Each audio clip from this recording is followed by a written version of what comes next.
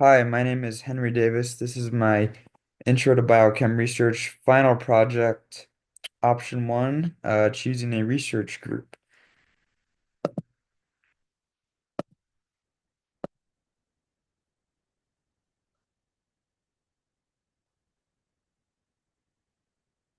Get started here. All right, here's my three labs. I scoured the research database to find my three favorite and did some research about them. We'll start off with Leaf Abril. His lab is the Arizona Laboratory for Emerging Contaminants, or ALEC. And his research is studying forever chemicals, PFAS, name per and polyfluoroalkyl alkyl substances. His lab studies how chemicals interact with their environment. There's he's studying chemical interactions among marine microorganisms, as well as developing methods for detection of trace chemicals. Now, PFAS have become a big deal in recent news. Um, because of their prevalence in uh, drinking water, clothes, and many other contaminants. Still a lot to be studied, and they're chemicals that essentially never leave our bodies. That's why they're forever. They found them in water in Tucson and also in firefighting foam. That's becoming a big issue for groundwater contaminants. He wrote a paper about analyzing the PFAS chemicals and also filtering out from the water source.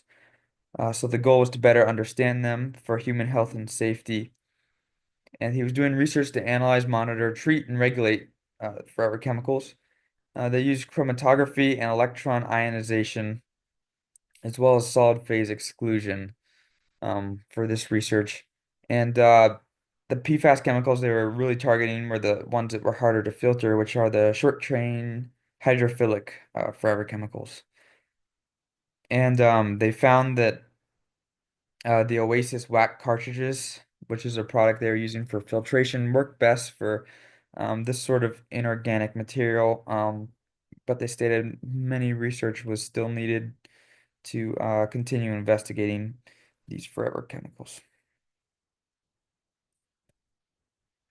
My second lab was Dr. Eichner's lab, and that's under the West Center, which is Water and Energy Sustainable Technology Center.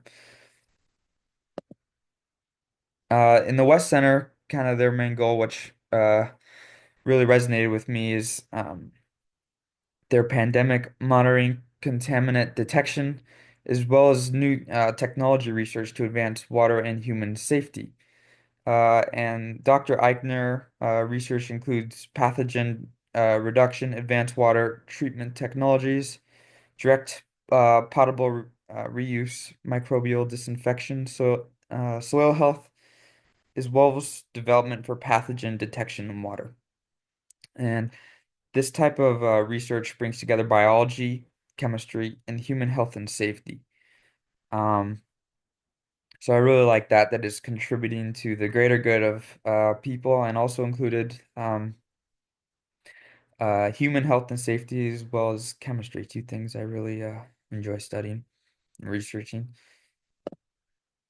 This paper overview was about antiviral coatings. I actually thought this one was most interesting. I was at the grocery store the other day, and I noticed the conveyor belt has like antiviral material, which I didn't even know was a thing. And I started reading about this paper, and it was just really interesting to me. Um, so yeah, they're studying antiviral coatings as disinfectants, and their goal is standardizing as well as quantifying the effectiveness of different antiviral coatings. The technique they used was actually a specific EPA protocol for residual self-sanitizing activity of dried chemical residues on hard, non-porous surfaces, otherwise known as Protocol 01-1A.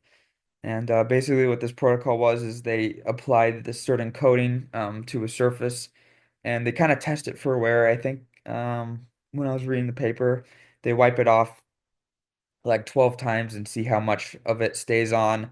And that kind of states how durable the coating is, and how much of it intact of the coating is intact. And as you can see on the table on the left here, they tested many different common coatings, and the paper talks about each of the mechanisms of inactivation. So this research was mainly taking existing materials that uh, are in use and kind of quantifying them and uh, providing research into how effective they are.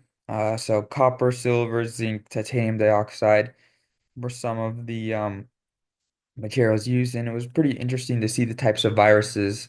Um, these were, somewhat effective against like copper for influenza, hepatitis A, um, and silver with SARS-CoV-2.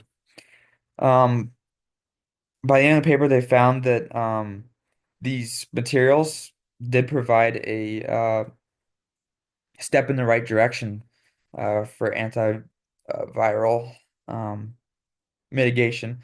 But they did need to be used and maintained properly. A lot of times, these products give people a false sense of security, but the materials do need to be maintained and also used with other antivirals uh, like spray or disinfectant to be more effective.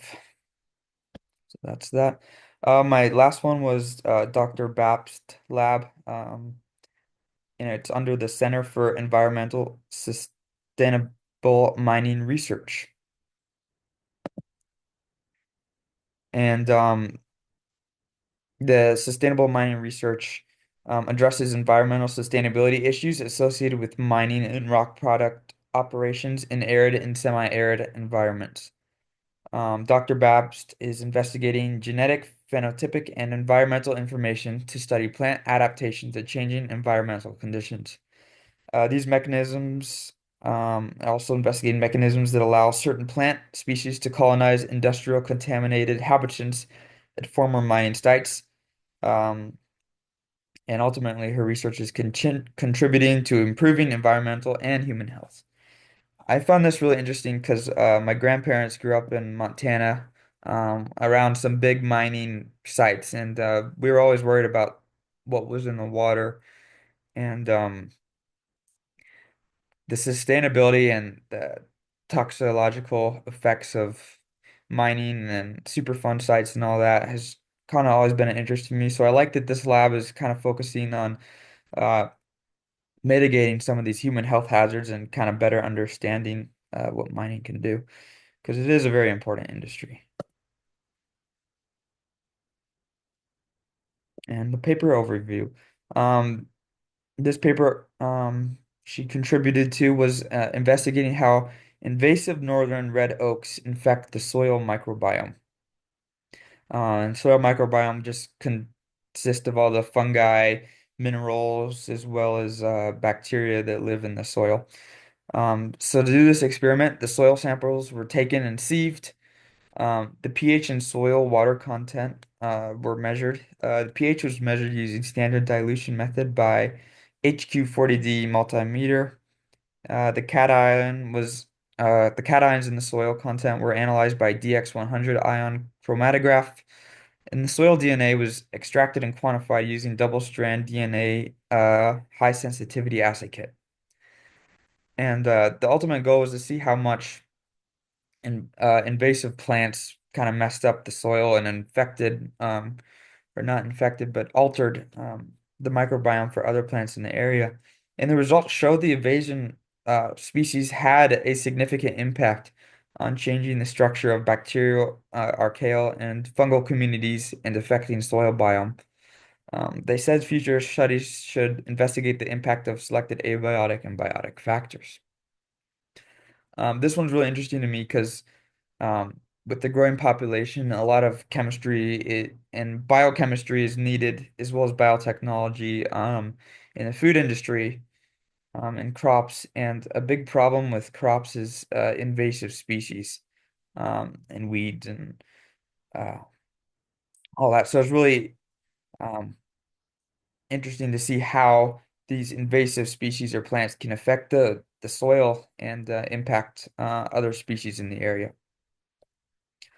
All in all, I find this project very helpful in choosing labs, and my next step is after winter break or during winter break, even emailing some of these professors and seeing if there's any opportunities for me to fit into their labs. Because after reading about many, these are the ones that I find most uh, interesting and maybe impactful even.